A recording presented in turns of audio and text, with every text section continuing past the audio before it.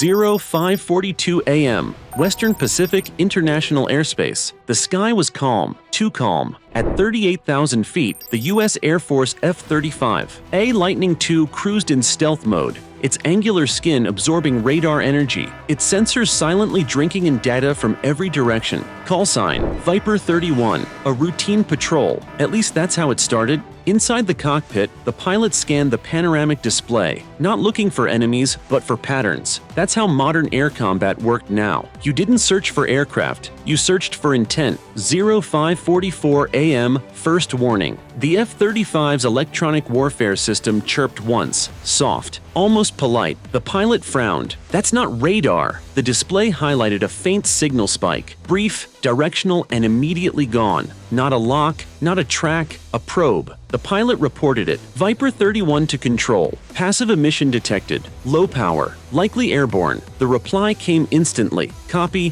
Viper 31. Maintain course. 0546 a.m. Chinese Air Defense Net. Hundreds of miles away, a PLA Air Force Command Center came alive. Multiple sensor layers, radar, infrared, electronic intelligence were feeding into a single composite picture. One analyst leaned forward. Target classified, low observable. Another added, trajectory suggests 5th-gen platform. The commander didn't hesitate. Assign intercept authority. This wasn't an intrusion, it was a test. 0548 a.m. The shadow appears. Back in the F-35 cockpit, the pilot noticed something unsettling. A ghost track, not on radar. The F-35's radar showed nothing, but the fusion engine flagged a probability model. Something was there, matching speed, matching altitude, holding distance. The pilot whispered, "Someone's pacing me." 0550. Missile targeting radar activates. The calm shattered. The F-35's threat receiver lit up bright red. Not one. 2 signals, high energy, narrow beam, fire control grade. The cockpit warning system spoke calmly, too calmly. Missile guidance radar detected. The pilot's heart rate spiked. Control, Viper 31,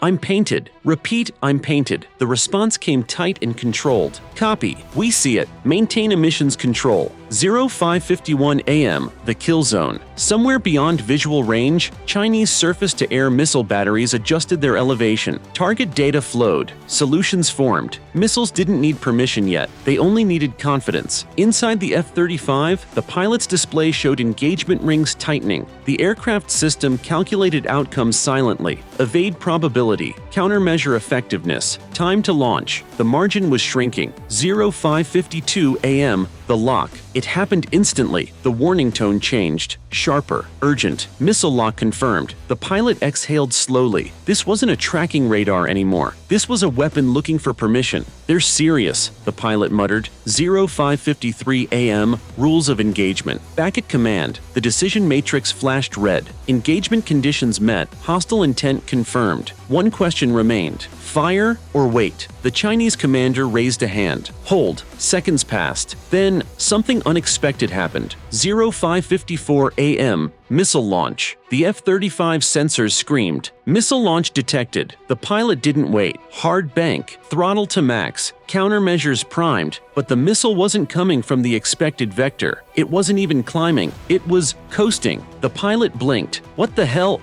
0555 a.m. The missile changes behavior. The incoming missile didn't accelerate. It didn't dive. It hesitated. Its guidance signal flickered. Then, impossibly, it lost lock. The F-35 systems updated instantly. Missile track lost. The pilot stared at the display. Missiles didn't just give up. 0556 a.m. Secondary targeting attempt. A second radar spike surged. Stronger than before. Angrier. Another missile system attempted lock. The cockpit tone rose again. Then, silence. All targeting signals vanished. At once, as if someone had flipped a switch. 0557 a.m. Something else is here. The F-35's sensor fusion engine flagged an anomaly. Not a threat, not an aircraft. A volume of interference. The pilot zoomed the display. The sky ahead shimmered faintly. Not visually, but digitally. Data didn't align. Coordinates drifted. The aircraft was flying perfectly, but the airspace wasn't behaving normally.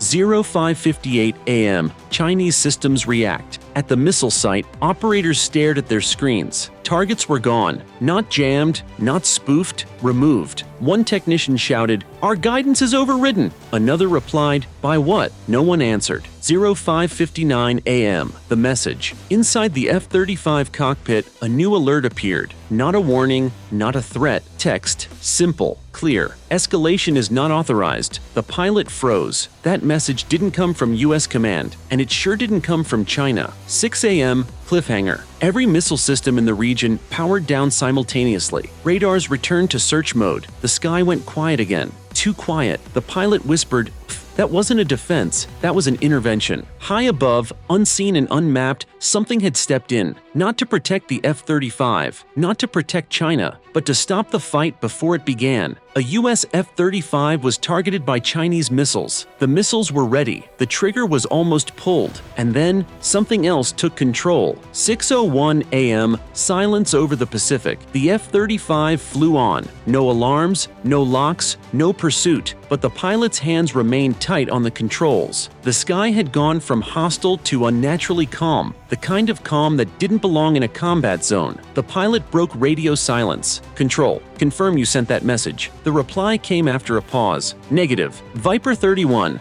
We did not transmit." The cockpit went cold. 6:03 a.m. Chinese Missile Command. At the coastal missile site, confusion spread fast. Operators stared at their consoles. Guidance links were inactive. Fire control radars had dropped to standby. Launch authority systems showed manual override engaged, but no one had touched them. A senior officer demanded answers. Who canceled the engagement? No one spoke, because the logs told the truth. The cancellation command did not originate inside the Chinese network. 6:05 a.m. System autonomy fails. Engineers rushed diagnostics. The missile systems weren't jammed, they weren't hacked, they weren't damaged, they had been politely denied. A new line appeared in the system logs. External de-escalation protocol executed. The officer's voice dropped. External, 6:07 a.m., the F-35's perspective. Back in the air, the F-35's sensor fusion engine kept recalculating. The aircraft wasn't under threat, but it also wasn't alone. Something had remained in the airspace, silent, persistent, and watching. The pilot reviewed the recorded data. The anomaly wasn't moving like an aircraft. It wasn't maneuvering. It was anchored to a volume of sky, as if the air itself had boundaries. 6:09 a.m. U.S. Command Analysis. At Pacific Command, analysts replayed the timeline. Missile lock achieved, launch initiated,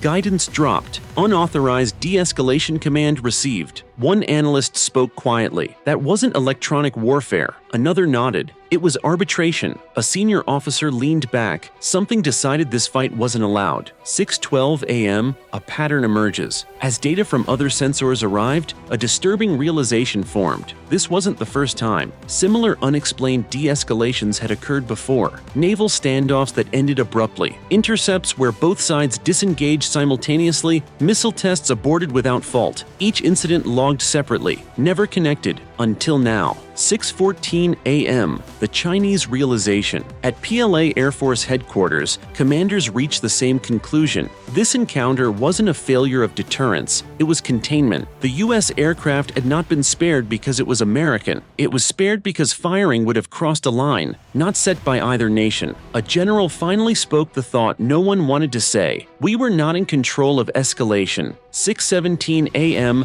The message revisited. Both sides reviewed the same line of text. Escalation is not authorized. No signature, no origin, no attribution. It wasn't a warning. It was a policy statement. 6:19 a.m. What intervened? Analysts began to theorize. Not aliens, not mythology, not fantasy, something far more unsettling. An autonomous oversight system, possibly human-built, possibly decades old, possibly designed to prevent exactly this scenario. A fail-safe beyond nations. A mechanism that didn't care who fired first, only whether the consequences would spiral beyond control. 6:22 a.m. The F-35 leaves the zone. As Viper 31 exited the region, the interference faded. Sensors normalized. Navigation stabilized. No further anomalies. The pilot finally relaxed, just slightly. Control. Airspace feels clear now. The reply came quietly. Copy. We're marking that corridor as restricted. Restricted by who? A pause. Unknown. 6:25 a.m.